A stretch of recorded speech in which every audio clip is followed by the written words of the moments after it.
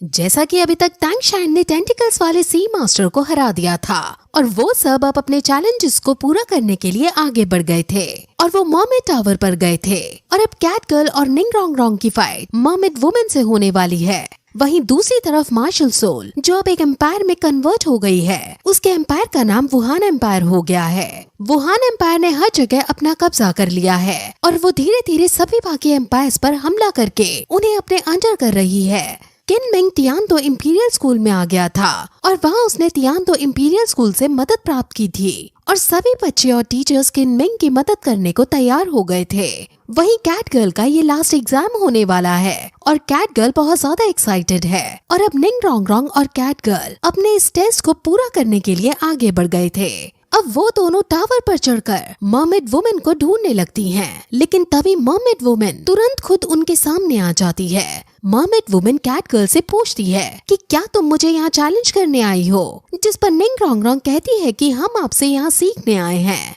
आप हम पर हल्का हाथ ही रखना। टैंग शाइन मर्मेड वुमेन को देखकर शॉक हो जाता है क्योंकि मर्मेड वुमेन बहुत जवान लग रही थी और उसे यकीन नहीं हो रहा था कि इतनी यंग एज की मर्मेड एक ग्रैंड सोल लैंड मास्टर है। टैंग शाइन ये सब सोच ही रहा था कि मर्मेड वुमेन टैंग शाइन से कहती है कि तुम शौक मत हो, मैं इंसान नहीं हूँ, मैं एक मर्मेड हूँ और एक फीमेल मर्मेड कभी बुढ़ी नहीं होती। ये सुनकर टैंग शाइन शॉक हो जाता है और उसे पता चल जाता है कि मर्मेड वुमेन माइंड रीडिंग कर सकती है। मर्मेड कहती है कि तुम सही सोच रहे हो, ये मेरी इन्नेट पावर है, तुमने मेरी पावर्स का पता लगा लिया, जिसका मतलब तुम सच में एक स्ट्रॉन्ग सोल मास्टर हो। मर्मेड वुमेन थोड़ी मजाकिया किस्म की मर्मेड थी और वो सोचते हुए कहती है कि मैं तुम्हारा माइंड तो पढ़ पा रही हूँ, लेकिन मैं तुम्हारा दिल नहीं सुन पा रही, इसकी आखिर क्या वजह है। वो फिर खुद ही कहती है कि शायद तुम वो आदमी हो जिसे ओशन गॉड के 9 टेस्ट देने का ऑनर मिला है, तुम्हारे पास सी गॉड की लाइट का प्रोटेक्शन है और इसलिए शायद मैं तुम्हारे दिल की बात नहीं सुन पा रही हूँ। असल में टैंग शाइन ने अपनी स्पिरिट को बाहर निकाल रखा था, जिस वजह से वो उसके हार्ट को नहीं सुन पा रही थी।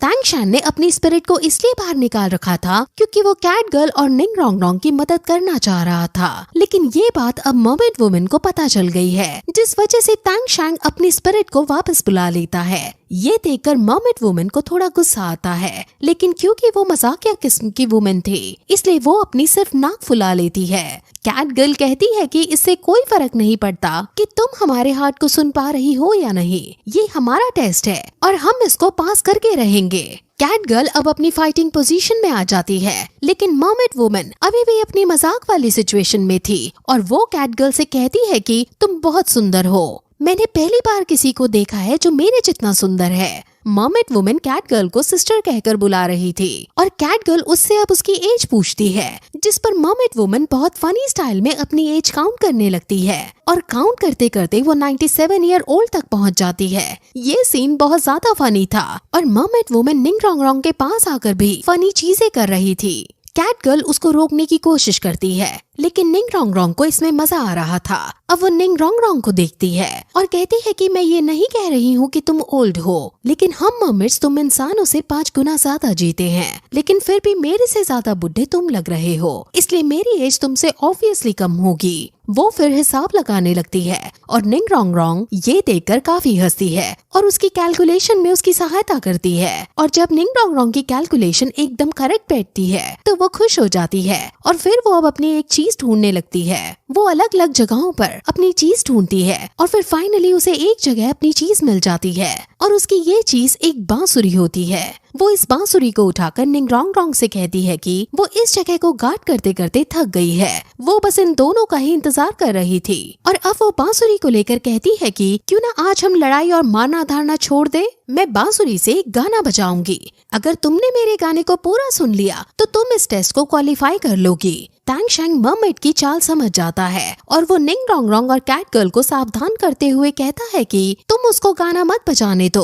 और उसके गाने बजाने से पहले ही उस पर हमला कर दो। कैट गर्ल और निंग रोंग रोंग समझ जाते हैं कैट गर्ल उस पर अटैक करने के लिए आगे बढ़ती है और वहीं निंग रोंग रोंग अपनी फर्स्ट स्पिरिट रिंग की मदद से कैट गर्ल को बूस्ट करती है और फिर सेकंड स्पिरिट रिंग की मदद से उसकी स्पीड को बढ़ाती है। कैट गर्ल अब अपने नेदर ट्रू फॉर्म में आ जाती है और वो अब तेजी से आगे बढ़ते हुए पिलर पर चढ़ते हुए मर्मेड वुमन पर अटैक करने जाती है। मर्मेड वुमन उसे देख लेती है और उसे कहती है कि तुम बहुत बुरी हो, तुम लड़की होकर लड़कियों पर कैसे अटैक करती हो। वो फिर आसानी से कैट गर्ल के हाथ पकड़कर उसे रोक देती है और उसे घुमाकर नीचे गिर देती है। ये देखकर सब बहुत ज्यादा डर जाते हैं, जिसके बाद फिर ये पार्ट यहीं खत्म हो जाता है।